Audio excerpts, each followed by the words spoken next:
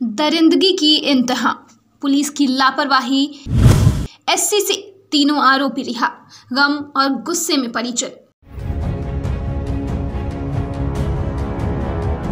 Supreme court ने तीनों दोषियों को बरी करने में पुलिस की घोर लापरवाही को अपने फैसले का आधार बनाया। कोर्ट ने अपने फैसले में कहा कि अदालतें सबूतों पर चलकर फैसले लेती हैं, न कि भावनाओं में बहकर।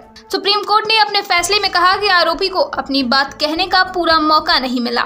मैं हार गई हूँ। ये शब्द सुप्रीम कोर्ट के फैसले पर फूट फूट कर रोती हुई उस माँ के हैं जिसने अपनी बेटी को न्याय दिलाने के लिए 10 साल तक कई अदालतों के चक्कर काटे। निचली अदालत और हाई कोर्ट ने गैंग रेप और हत्या से जुड़े इस केस को रेयरेस्ट ऑफ रेयर मानते हुए तीनों दोषियों को फांसी की सजा सुनाई थी, लेकिन सुप्रीम कोर्ट ने 10 साल पुराने इस मामले में फैसले को बदलते हुए सोमवार को तीनों आरोपियों को बरी कर दिया।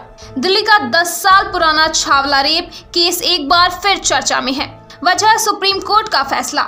देश की सबसे बड़ी अदालत ने गैंग रेप और हैवानियत के इस मामले में तीनों दोषियों को बरी कर दिया है।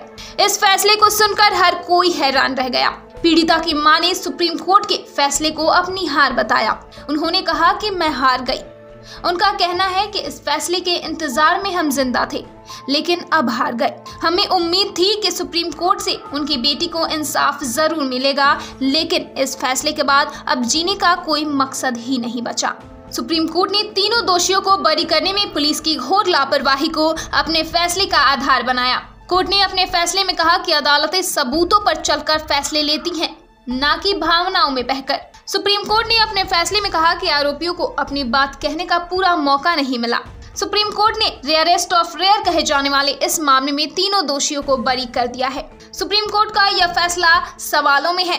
कई महिला अधिकारी कार्यकर्ताओं ने सुप्रीम कोर्ट के फैसले की आलोचना की और कहा कि इसमें आरोपियों का हौसला बढ़ेगा। फैसले के वक्त पीड़िता की मां और पिता के साथ कोर्ट के बाहर मौजूद एक्टिविस्ट योगिता भयाना ने कहा कि सुबह हमें पूरी उम्मीद थी कि कोर्ट मौत की सजा को बरकरार रखेगी, लेकिन जब हमने सुना कि दोषियों को बरी कर दिया गया, हमें अपने कानों पर यकीन नहीं हुआ। हम इस फैसले के खिलाफ अपील करेंगे। दिल्ली महिला आयोग की प्रमुख स्वाति मालीवाल ने पीड़िता के साथ हुई क्रूरता का जिक्र करते हुए सवाल उठाया है कि क्या इससे बलात्कारियों का मनोबल नहीं बढ़ेगा। ब्यूरो रिपोर्ट, दिल्ली समाचार।